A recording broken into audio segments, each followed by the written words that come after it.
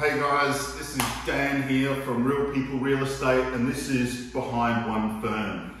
Today I'm interviewing Nasser. He's a financial planner.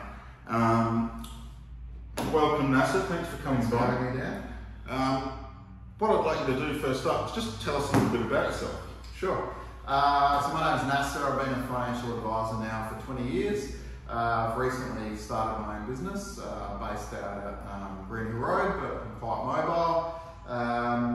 So yeah, as I said, been a planner for 20 years, look after all types of clients, so you know, young families through to pre-retirees, retirees, and everyone in between. No, awesome. Now, you brought up retirees. Now that's one question that I think a lot of people have, especially in our market as well, where they've got investment properties and they've got other things. Tell us, like, how do I retire? Sure. Really complex question. Yes. Obviously. It really comes down to a lot of things. So, firstly, what does retirement look like to you?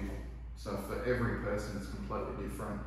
You know, as I've been doing this job 20 years, so I've had clients who want to retire, and you know, had a lady once who wanted to live off 15 grand a year, which I don't know how you do that, but she was confident she could do that. Then I've got other clients who, as a couple, want to have $110,000, $120,000 a year.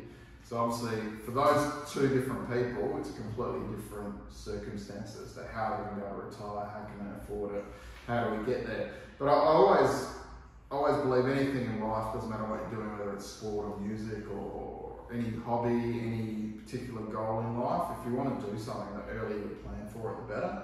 So, you know, to think I'm only 30, how am I going to plan for retirement is a silly question. It's not. If you can even do little bits as you're younger, the more likely you are to get to the goals you want in the future. So, so I recommend everyone has a chat to a planner, sits down and says, well, this is where we're at, this is where we want to be. And there's always little things we can do along the way to make that process better and get you to where you want to be. So, in calculating, as an example, how much you want to live off per year, Yep. how does that sort of work? So if I say I want to live off, you know, because your house is probably paid off at that point. Yep. Let's assume so for this case. Say I want to live off $50,000 a year. What do you look for? Yep. So I guess one of the very first things I get people to do when they sit down with me is to fill out a really comprehensive budget. Actually, I don't really like calling it a budget, I call it more of a spending plan. So it's, what are you spending, what do you want to spend? So I want to retire, I need $40,000 a year just for basic expenses, so food, groceries, you know, medical bills, private health, all that sort of stuff. And then I want $5 grand a year for memberships. I want $5 grand a year to go out once a week and spend $100 on dinner, that sort of thing. But I also then want $20,000 a year to go on holidays. So then we go, all right, so we've got $40,000 of basic expenses, we've got 10 grand worth of hobbies and so forth, and we want 20 grand for holidays. And then we work out how do we get to that point, what sort of lump sum do we need to achieve that. So, you know, in retirement, depending on what age you retire, you know, you might have some investments that we're using to draw down on. You might be able to get some of the age pension. So it's about how do all these different areas work together to get you that final number that you need to live off. Yeah, no, that's really good. We're on the spot a little bit here. Okay. And we're going to talk about the Royal Commission. Woo. Okay. Not one of my favourite topics, but go ahead. So tell us, I think, I mean, explain it in layman's terms, but what actually happened? Yeah. So basically, ASIC's had quite a few requirements of financial advisors now for probably since the before 2010.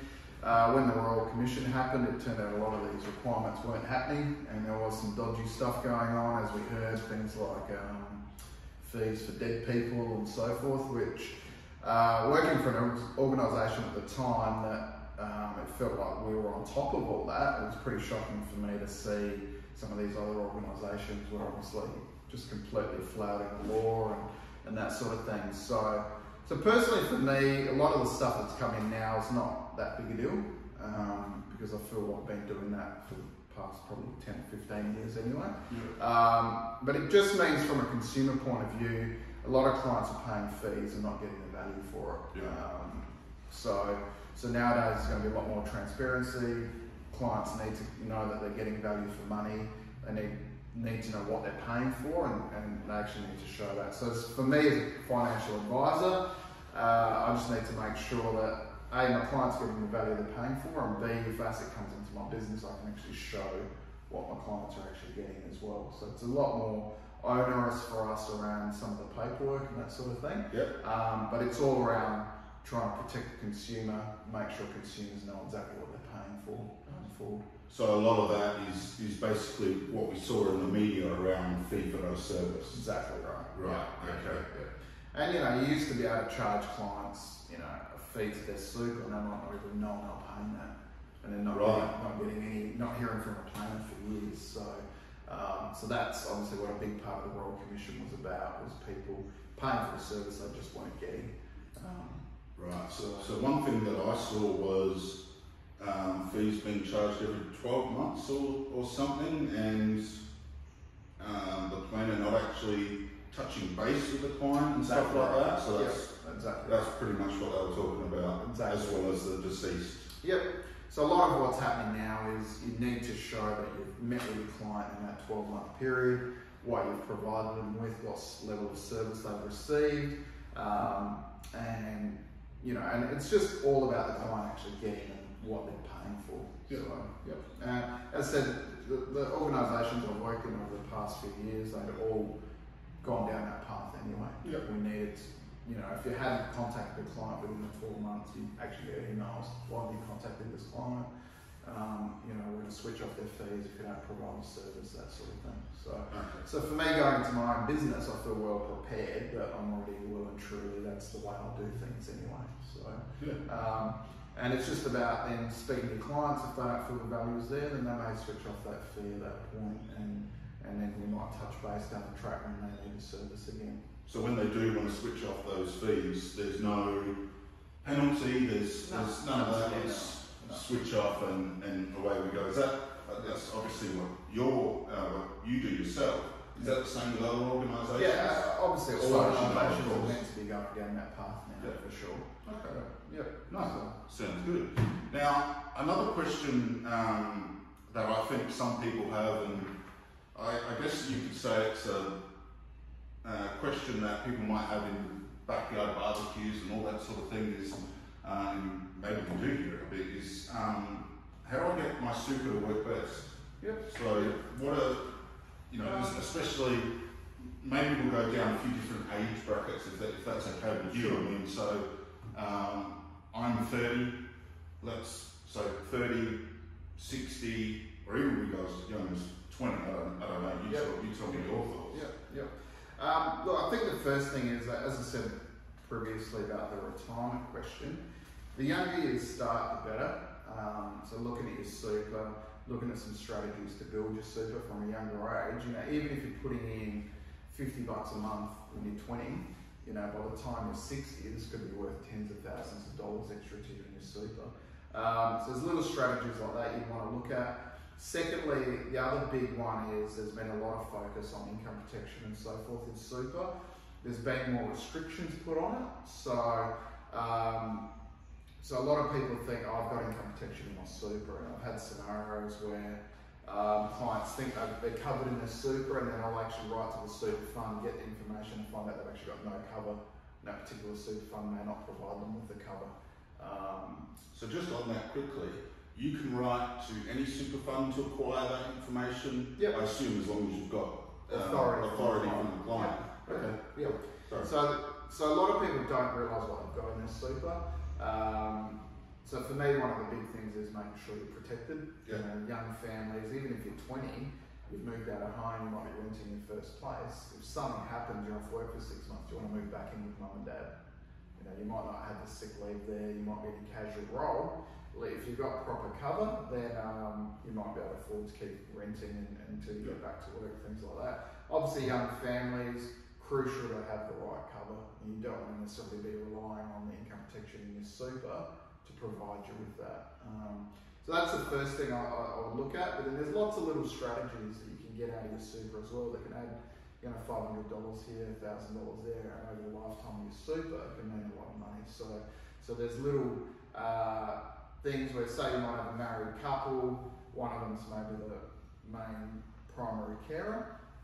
The other earner can then perhaps put some money into their super, and they can actually get some extra money put in by the government as well. So there's actual freebies. It's effectively free money you can get. So there's little strategies like that we can implement, which might not be a huge amount in 1 year, but over 10, 20, 30 years can really add up for those clients. Okay.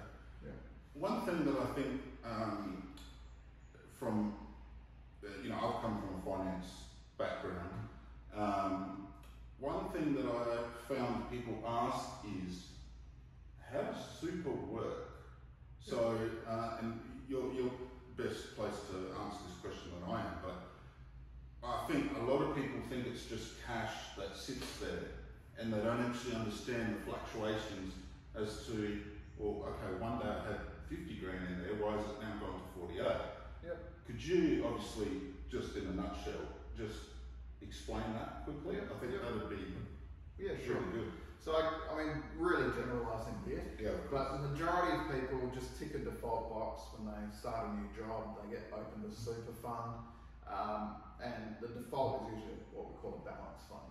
Now, most balance funds will have anywhere between 60 and 90% is actually invested in the share market. So it's not sitting in a cash account, it's actually invested in shares. Now, the benefit of that is over a 10, 15, 20-year period, that should earn a lot better than obviously just leaving the money in a cash account or in the bank. But it does mean in the short term, when the share market crashes, you will see your super, it might have been like, say, 100 grand, suddenly you get a statement, it's 95 grand, like what's happened? It's just the share market, in short term is going to crash at times. We consider that just potentially irrational behaviour. It's just, oh my God, this has happened in the US, so every stock suddenly drops 20%, which isn't necessarily rational. So it's about, I guess it's with your super, it's about not panicking. But then again, this is where getting financial advice can be useful as well to help you understand what's going on in the super. If you're one of these people who's really going to panic if it drops, then maybe the default option you get put in isn't the right option. And then seeing a financial planner can potentially help you understand your options, what are the variables, and then look at getting the right investment option for yourself. Yeah. So, just one more question, I think, Nasser, is just on that. When on my super, I know that it changes with my age or something like that. So basically, in terms of when I'm younger, it's invested more aggressively. So what my understanding of that is, it's invested more internationally than in Australian shares. Is that sort of? So normally, some super funds will have, everyone goes into one default option unless you change it, and that might be just a balance fund, which, like I said, can be anywhere between 60 and 80% in shares, and that'll be Australian and international. Some other funds will have age-based investments, like you've mentioned, which might mean that 20 to 50 you might be in a growth fund, which might have 80% in shares, which will be a combination of Australian and international shares. Then you might hit 50 and it might drop to more conservative, so it might be only 60 or 70% in shares. Right. Then if you hit 60, it might only be 50% in shares. So every super fund's different. So it really depends on your super fund, and that's where it's important to look at your super fund, what's it doing, what am I invested in, is that what I'm comfortable with, all that sort of thing. Because the reality is, I've got clients who are in their 70s and they're still in the growth fund because that's what they know and they're comfortable with it. Yeah. But then a lot of other clients will be in a very conservative option because the market drops a couple of percent, they get worried about it. So being in a growth fund is not going to be appropriate for them. Nice. So, Cool. Well, I think that's it from me. Sure. So, guys, look, this is Nasser. He's in our friends section on our website. So if you do want to get any more information, feel free to ask Nasser or speak to him through that means. Or even if you've got any comments or anything like that, chuck them in our social media or in our YouTube channel. We'd love to see them. This is behind